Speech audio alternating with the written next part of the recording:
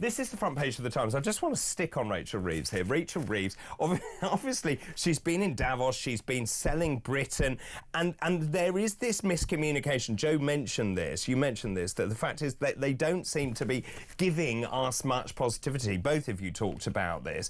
And she says we now need to be far more optimistic. But she was asked, and many economists are saying that we are in a death spiral currently, but she's also said, as Chancellor, she now has to weigh up net zero with growing the economy. And of course, this is the dichotomy here, because I don't know which it is that is driving the Labour government. You've got Ed Miliband. I saw him on television talking about, oh, we're going to have more wind farms. You in East Anglia, lucky us, can have pylons everywhere. Well, wind power generated 1% of electricity last week, or on one day of last week. She's now intimating that she's now going to approve a third runway at Heathrow, that she's going to allow airport expansion in the southeast. And there's a brilliant article in the Telegraph saying Rachel Reeves has said the unsayable, a Rubicon has been crossed. The Chancellor has admitted that it's either net zero or economic growth, and she says net zero is less important than achieving economic growth. Which is it? I mean, I think you're not going to have much growth on a dead planet, is my view, and I do think 1% of global emissions. Well, look, clean energy industries are booming right now, so I think there doesn't have to be either or. We can invest in clean technologies that can be good for the economy and can help us tackle climate change. That's what I would do. But isn't clean energy booming because we're paying such enormous amounts of money to these companies? Well, but some of them British companies, so they're creating jobs in the country, which is good for the economy. Bills are going up at the moment, but they've said you can't just bring in clean energy overnight. It's a process to get there. What it's also doing is taking our reliance away from Russia and other countries, because we can have our own energy here. I think it's a good thing. I think largely, we have to tackle climate change. It's such an important issue. Look at the wildfires in California. We don't want that to be everywhere in the world. Hang on a minute. What good does it do to impoverish British citizens when we contribute 1%? What about India? What about China? I don't think it is impoverishing them. Have you seen an energy bill? They've gone up, yeah, they have gone up, and they're due to come down. But I think what they've said, Ed Miliband has said himself, once you have that infrastructure in, it takes a couple of years. Again, we're way behind other countries.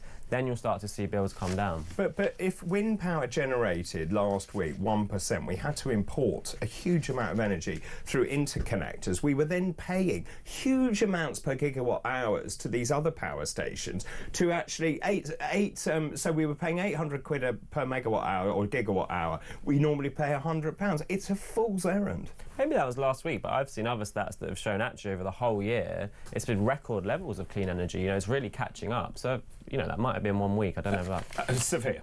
Maybe Reeves should take a leaf out of her new best friend Trump, who is clearly her political icon at the moment, and drill, baby, drill. One of the main things that has brought that confidence to America is his desire to provide cheap energy for the people. I do think that the climate change agenda has trumped the economic agenda in an unhelpful way, and if she's laying them out as two dichotomies, then I do drill, think... baby, drill. We end up like California. We don't want to see more scenes like that. It's devastating.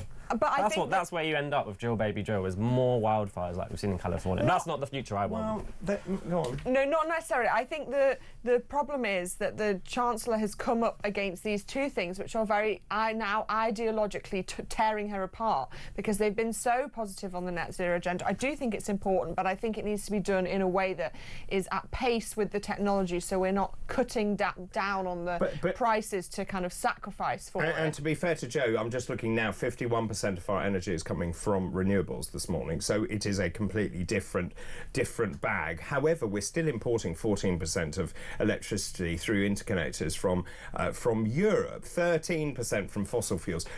I mean, clearly there is, yet again, science policy mired in red tape bureaucracy. Why we haven't got on and built nuclear power stations, but the two are fundamentally linked. We heard about SMEs closing down because of the cost of doing business. Employers' national insurance, but it's energy as well. If you make cheap energy available to these companies, they can operate and they get bigger profit margins, which means they can employ people.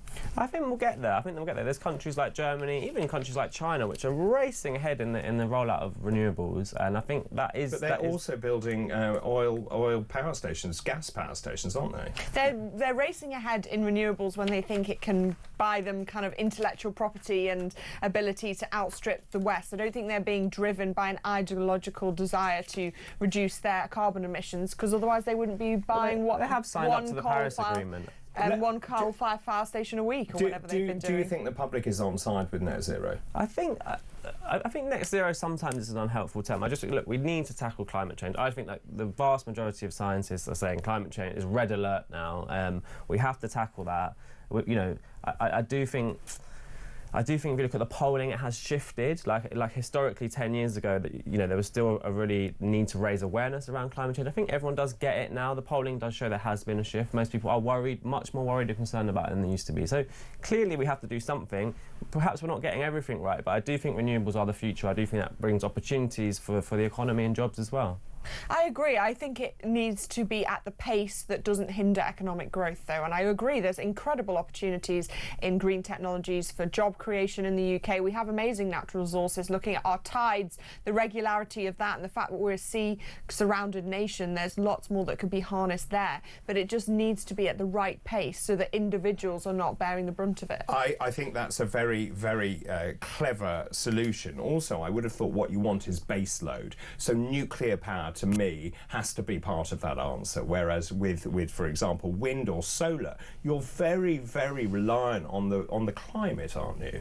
There's also hydro as well. I mean, I'm not completely sure where I stand on nuclear. I think people in the environmental movement are quite split on it. Perhaps we need some nuclear in the short term, but crucially, we do need to get off fossil fuels. Well, nuclear is pulling in 21% of our energy right now. Yeah, so for now it's important. But I think the direction of travel has got to be to get away from fossil fuels. We've got to move towards renewables. But nuclear obviously isn't fossil fuels. As at the moment, exactly in the short term, but hopefully where we can get to a place where we don't need nuclear. We're not there yet. OK, let's pause for the moment. After the break, I want to talk about the latest political polls and what's going on and your take on all of that. This is a new poll. This is a new poll that's been carried out. Let me show you this poll. Reform UK has topped a national opinion poll for the first time. This is Nigel Farage's party. And here is the poll. What it shows is Reform is now in the lead, according to this poll, at 26. The Conservatives have leapfrogged Labour to 23, Labour at 22, the Lib Dems at 12. Now, there we are, there's the poll for you this morning. That is Find Out Now, 26 for Reform, 23 for Conservatives, 22 for Labour. So some huge shifts going on there.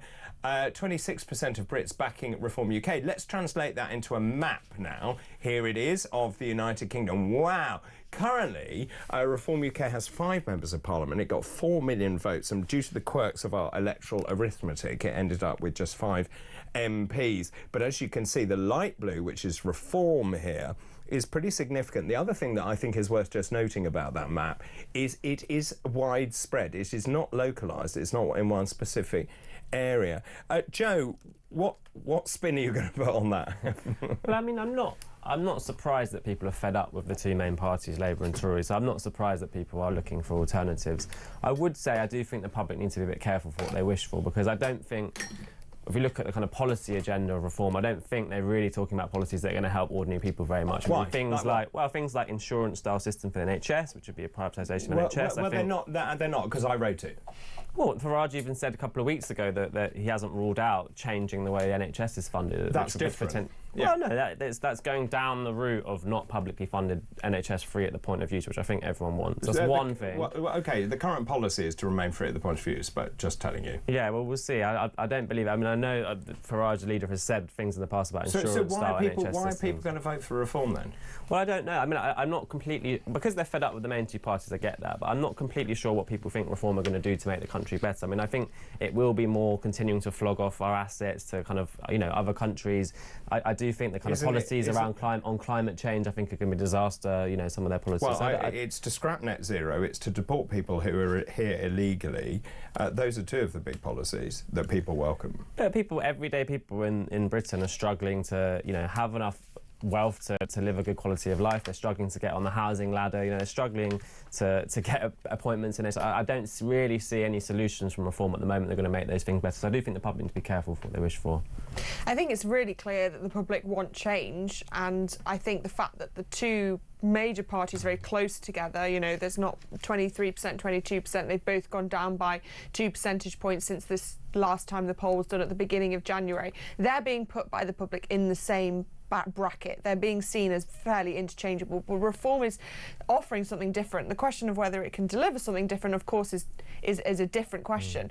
But I do think this is an example of where Farage has benefited from his spat with Elon Musk. The fact that he made that decision to distance himself from people like Tommy Robinson has moved, I think, in the public perception, the idea that Reform is a serious party that will have parameters around it of who and who can't be a spokesperson or affiliated with it. People don't want extreme politics, and I think Reform is moving more into that space where they're not being seen as the extreme kind of agitators.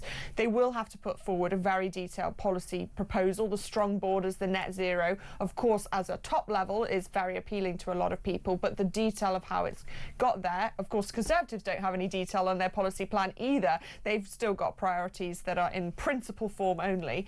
So I think over the next year or so, it will be Reform and Conservatives hashing out the detail of what they promise to deliver for the country that will make the difference on how people vote in the next election. And just from your experience, do you think Keir Starmer will be concerned by the polling?